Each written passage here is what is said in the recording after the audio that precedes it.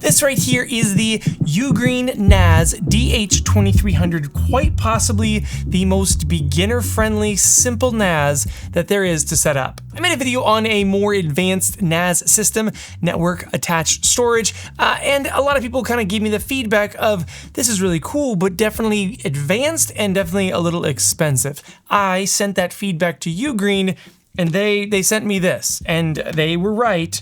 This is incredibly easy to set up. We're gonna do that today. I'm gonna show you how to set this thing up and then go over some of the really simple features that there are on this device. Now, if you don't know what a NAS is or why you might want one, it's mainly because you are paying, probably a lot, for online storage, cloud storage. I don't know why it's called cloud storage. It is on a hard drive in a data center, like it's on an actual hard drive. Your photos and videos are on someone else's hard drive and you're paying them for that. You can do this, put two of your own hard drives in here. This thing sits on your desk and then you can remotely access this, send files to it, pull files from it from anywhere in the world. As far as the actual NAS unit goes, on the back here we have two USB 3.2 ports, our Ethernet port, our HDMI port, very interesting, we'll talk about that, and our power port. On the front there, we have a USB-C port and our power button. And that is it. Like this is dead simple. When we pop the top off of here, just a magnetic top, inside you see that we have two bays, drive 1 and drive 2, but there's nothing in there yet, so we're just gonna squeeze these plastic clips and it pops right out. Again, this thing is as simple as they can go. You are going to purchase your own hard drives for this. I have two 4 terabytes. I would recommend 8 terabytes and maybe even go up to 12 or 16 terabyte hard drives. You'll understand why a little more storage is better than a little less storage in a little bit here. I have two 4 terabytes and the install is, again, incredibly simple. We take these plastic trays. I take my drive, I pop it in there, and then this thing takes 6 screws. Now, 6 screws times 2, that's 12 screws. They are very kind, and they gave us 14 screws. If you can screw in 6 screws, then you can set up this NAS. It is actually that simple. This is like the kind of unit that I would totally trust getting for my parents and having my parents set up. Like, I really don't think there's anyone that I wouldn't think could set this system up. So disk 1 into here, let that click in place, and disk 2, put it backwards.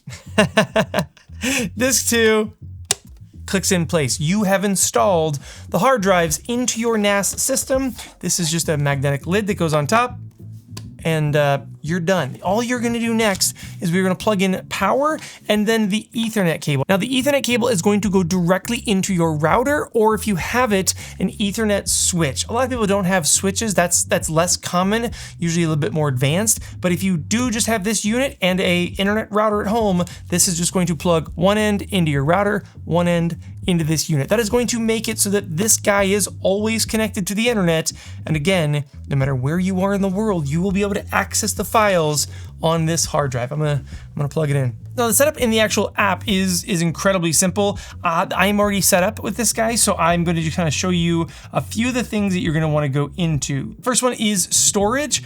And a huge recommendation here for you is that when you set up your storage pool, again, it will walk you through this, you have an option to set up RAID 0 or RAID 1. RAID 0 means that you are going to use both hard drives for their full capacity. So I have 4 terabytes in each of those. That means 8 terabytes total. I can use 8 terabytes of storage. Here's the thing though.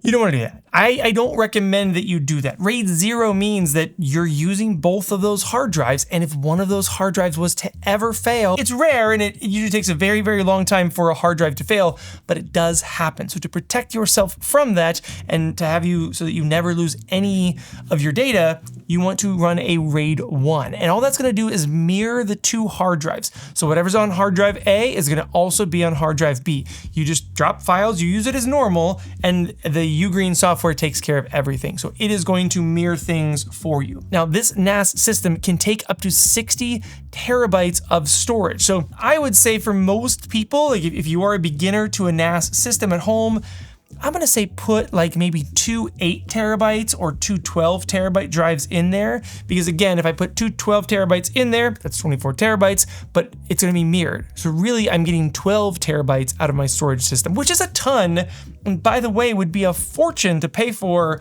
on Dropbox or Google Drive. 12 terabytes, that gets expensive. So in here, you are gonna wanna say a RAID 1 storage system. And then the other thing that I would recommend you do right away is go into Control Panel and go into User Management. I can have multiple users for this NAS system within my family or friends or anyone that I wanna give access to it. But for me, I'm gonna have myself and I'm gonna have my wife, so we can both, from our phones, from our laptops, we can send files to this and we can pull files from it. Now, I've set her up as an additional user. That means that when she goes into the files area on her account, when she goes in here, she will see just her files. Now, I have this set up so that all of my photos are in the shared photos library. I can put photos in here and both me and my wife can see them because it's in the shared folder section. In the shared photos library are all the photos that I've added and that my wife has added. So for me, I take photos of my kids all day long and I'm usually sending them to my wife so that she can have them. And there's always photos, like I'll find her just kind of like going through and like pulling photos from my photo library and sending them to herself so she can have the photos of our kids that I took of our kids. And with this library, we can actually use the UGREEN mobile app. And from the UGREEN mobile app, I can see all of our photos and I can automatically back up my phone to the shared photos library. So instead of taking photos all day long and shooting videos all day long and then paying Apple or paying Google Photos to back up those photos on their servers, I am sending them to my server that's at home on my desk. I'm not paying someone else for all the backup. I'm just automatically doing it.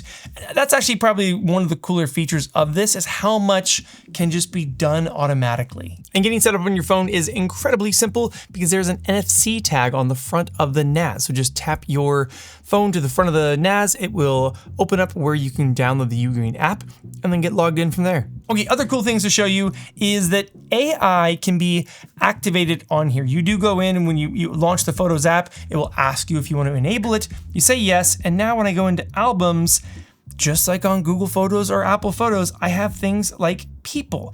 This did this all by itself. It went through all my photos, it found the faces, and it categorized them into these people. I went through and I named some of them. This is our family here. If I click on Morgan, now I see all photos of Morgan. Like, this is a lot of the same features that you're gonna find in Google Photos and Apple Photos are built directly into the UGREEN system here. Another really cool feature is if you are somebody that has a lot of home movies, or like you've downloaded a bunch of Hollywood movies, you can use this and hook this up to your TV through that HDMI port and run this as your own personal cloud Netflix, like your own personal Netflix at home. Again, terabytes and terabytes of data you can pump in here, and then you can categorize everything out. And it's got, I don't have any of that stuff. I don't have any movies like that. I could though take my own videos that I make for YouTube and that I make for my family, and I could put those in here, and then I could hook that up to my TV, and that would be dope. That's actually a really killer idea.